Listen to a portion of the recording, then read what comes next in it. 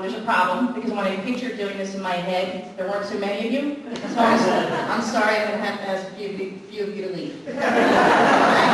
That may not be a bad thing. We may be getting better in the field here. The ironic thing is, I get up here and my biggest fear is looking like a fool. And that is exactly what you expect me to do. So, be it for me to disappoint you, I've been doing stand-up comedy now for about 30 seconds. I think it's going pretty well.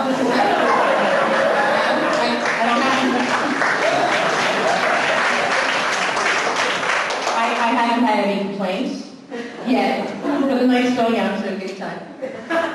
People who knew that I was going to do this came up to me and said, "Jill, you nuts? Aren't you afraid of getting up in front of a bunch of people and looking stupid and having them boo and hiss at you and calling you dumb and telling you to sit down and shut up?" And I said, "Well, in my day job, I get up in front of a bunch of people. I tend to look stupid sometimes. Run the risk of having somebody yell and boo and hiss at me and tell me to sit down and shut up, and I call that person Your Honor." I don't know if my career in comedy is going to go anywhere. It could very well just be me checking off a list on an item on my bucket list.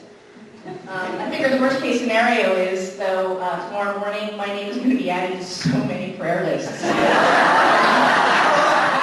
now I'm going to talk about my late husband, Mike.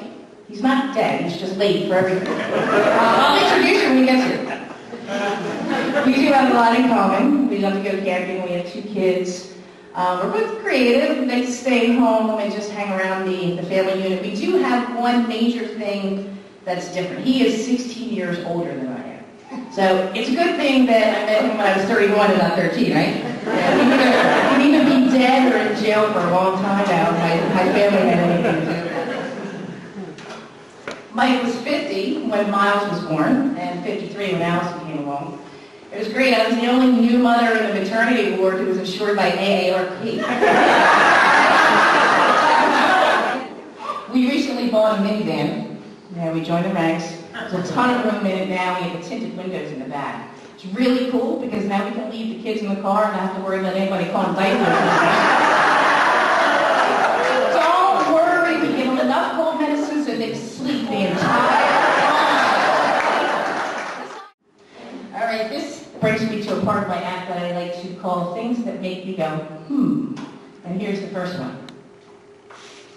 Duh. As opposed to the fast senior citizen area, I apologize, I don't want any letters. Thank you. And this next one is actually hanging up in Walmart. All right, now, everyone knows you get the best lice at Target. Does anybody ever go down that aisle? I was there the other day and I talked to Kim in customer relations, and I said, I've been up and down this aisle 5 times and I don't see any lice. She said, well, we'll show, apparently they're sold out. They had a special last week, buy one, get 2,000 free. And I've been a little nervous about doing this. It's only my 2nd time ever doing stand-up comedy, so I needed to wear my boots tonight, just to give me that little extra kick. It made me feel cool. It made me feel confident. I've worn them to court a few times. I wore them to both of my arraignments because apparently they also make me feel like robbing convenience stores. I have shoes for every mood. I have, when I feel like fighting in court, I wear my pumps or my heels. When I'm feeling playful, I wear my sandals or my flip-flops. When I feel like getting my hands dirty, I wear my work boots or my old sneakers. I'm not sure if the shoe fits the mood or the mood fits the shoe, but the two definitely correspond. And I think that answers the age-old question as to why women have more shoes than men. Because we have more moods. More moods.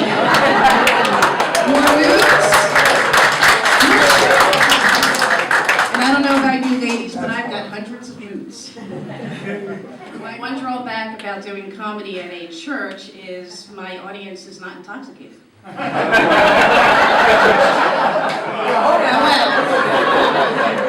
I was going to do this at a bar or a comedy club, I wouldn't have to rely on just on my jokes to get people to laugh. We're not even Catholic, so we can't raid the communion wine. We're Methodist, so instead of plying people with alcohol, we ply them with food. Instead of beer, we had soup and chili with beans. So if I don't have alcohol to rely on, I guess the best I can hope for is some laughing gas.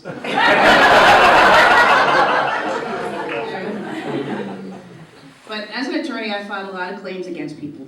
And because spell check only picks up misspelled words and not misused words, I've also pressed a lot of clams against people. Clams or clams, either way, they both stink. I regularly ask my clients to sign and fax documents to me. Every once in a while, I ask them to sing and fax documents to me. Singing and faxing definitely sounds like much more fun. I have animal hoarders, and I don't know if anybody has ever seen that show. It's where people collect animals. This one couple had like 85 cats and 22 dogs, a chicken, a raccoon, and a buffalo, and they all lived in the house. And I was so intrigued by this phenomenon that I did some research, and I found the first documented case of animal hoarding. It was Darling and Ginger from 101 Dalmatians. In the book of Genesis, God told us to go forth and multiply. I'm just so glad he didn't say go forth and do long division. And then you have Abraham and Sarah. Now, Abraham was 100 and Sarah was 90 when they had their child. Pregnant in your 90s. Blessing? A curse? I mean, can you imagine 3 people in the same household with no teeth and diapers? Can you see that family? I wonder how many times Sarah confused the denture cream with a Desitin. So I went out to Home Depot, and I was walking around the tool aisle. It was a land I had never been to before. It was a very strange place, strange and amazing place, when I made the most amazing discovery. Ladies, you have no idea. The men have been hiding this out in the open for years. The tool of all tools, a stud finder.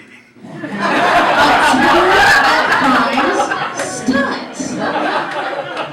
I produced this 20 years ago when I was apparently using the dud finder.